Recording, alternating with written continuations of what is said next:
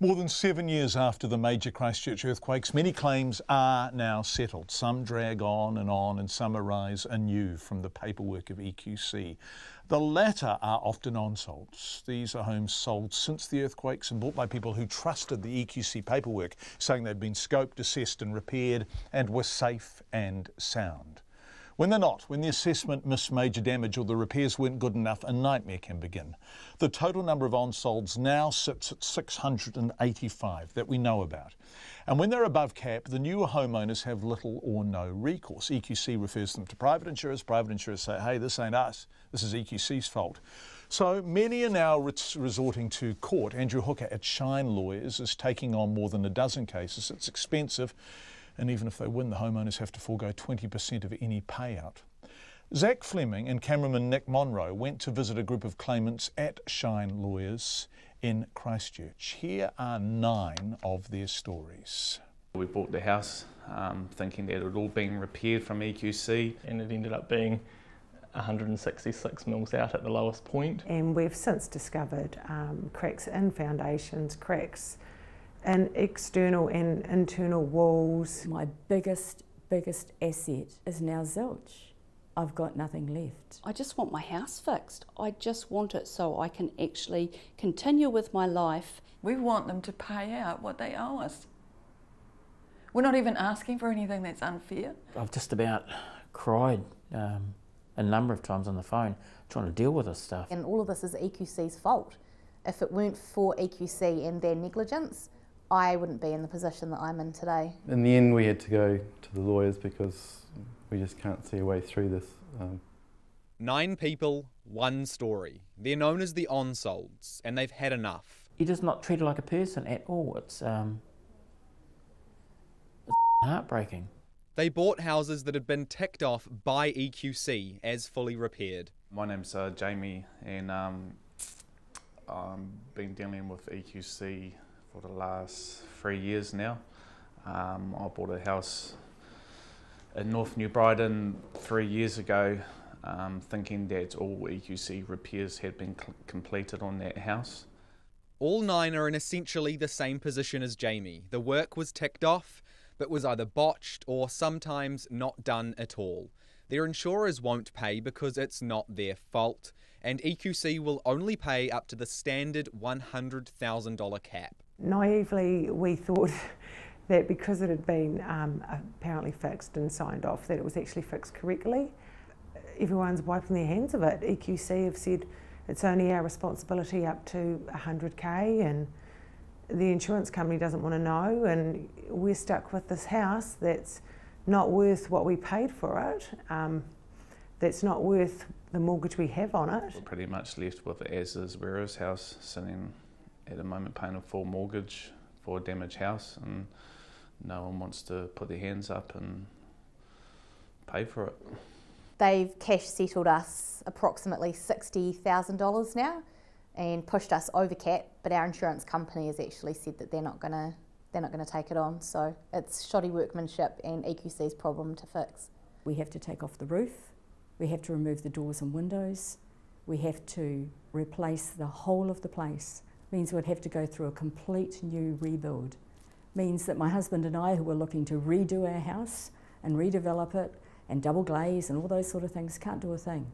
We're sitting in limbo and waiting. Paint on the windowsills are peeling off, the house is cold, it's damp, we can't do anything to it until it's been assessed properly, so just waiting to see what the outcome is, which isn't ideal for winter and living conditions, which makes it pretty crappy for your first house. I came here in 2012. I'm a drain layer, and I've dug holes. I've worked in shit. I've broken my ass, and They didn't have qualified people doing the scopes in the first place. They didn't check up on the work that they were paying for to check to see if it had ever been done properly. We've spent our own money to fight an organisation that is trying to get out of doing what it should have done the first time. And despite us having everything in black and white, they still persist with saying, no, we're right. Options exhausted, they're taking EQC to court, claiming negligence, because they've had years of meeting after meeting after meeting with EQC. We've followed all their processes, and we've been treated like mushrooms, fed shit and kept in the dark. There's no common sense, there's no accountability, there's no honesty from them. They've got no empathy, they've got no understanding that it's about dollars and cents for them. It's not about right or wrong. It's not about putting things right. It's just they don't care. I don't have any dealings with EQC at the moment. It stressed me out so much last year. I was in tears on a daily basis, just trying to deal with them, trying to get to the bottom of what was going on. It took them 18 months to tell me it was over cap and sign me off the books and give me a small cheque and say, fix it yourself. I don't have the mental or the emotional time to worry about it every day. I want to carry on with my life. It's draining. The last 5 years has been draining. It's a full-time job dealing with EQC and then raising a family and working full-time as well. It's exhausting. You know, 2 young kids, and I work full-time and my wife works full-time as well. You know, struggling to pay the mortgage off, let alone trying to deal with all this other stuff and that, you know, just want to move on from it, yeah. But yeah, who's going to put their hand up for EQC? Well, I mean, they should be liable for it because, I mean, they didn't do the scope of works properly in the first place. How can a $50,000 scope of works turn into a $300,000 scope of works? I mean, it just shows you right there that they didn't do their job properly, you know. The last 18 months has been hell, I guess, they just keep sort of fobbing you off, trying to, I guess, get you to go away. So you get your structural engineer's report and you send that to them and try and get them to see logic. It's a challenging process, not always contactable. You're dealing with 3 or 4 different people that keep passing the buck. Oh, so-and-so never told me that. Oh, this is a new guy, John, that you're dealing with now, and you're just constantly getting put around a circle, just either stalling time or just trying to avoid it or hope you go away. And slowly but surely, years of that has completely eroded their faith in the system. We need to take EQC to court and actually prove that they haven't done their job properly and that they are accountable. We thought we could trust EQC, we thought we could trust the fact that the scope of works was signed off and that the money was paid. And at the moment we're sitting there going, well, our house, which was worth a lot of money, is now worth absolutely zilch. We can only sell it as an as-is, where-is build. So, yeah, who can you trust if you can't trust the government and the EQC that are supposed to be looking after us?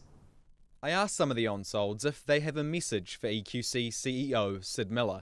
Do I have to be polite? No, I want you to be honest. Do your job properly. This house was fixed by EQC, a government department, and you guys mucked it up twice and then decided that it was my problem. If you had fixed it the first time, I wouldn't be here today. Willie Matthewson was a bit blunter. Jerry Branning's a he's a yeah. I know you can't. He came to Christchurch in 2012 with his wife Kim to help with the rebuild. Now, after 6 years fighting EQC, they just want to leave. We desperately want to get out of Christchurch. We came here for the rebuild, and Christchurch has left a bitter taste in our mouth. I've got 3 grandsons right now, under the age of 3, that live in another town that I can't get to because I'm stuck in this shitty house that we cannot get repaired correctly. We're not after money. We're not after anything we're not entitled to. We're only after what we're entitled to. We just want our house repaired to a standard that we can sell it and go back to Hawke's Bay where we come from. We came here to help with the rebuild and rebuild our lives and go home. We've got grandchildren in the North Island that we are desperate to see, but until we sell this house, we can't go. I've had 2 mortgages now since 2012. I'm 62 years old. It's time for me to go home. It's You know, we want to go home, don't we? Yeah, I'm going to get upset. For Checkpoint, Zach Fleming. 9 people with the experience of having bought what's called ensolds in Christchurch.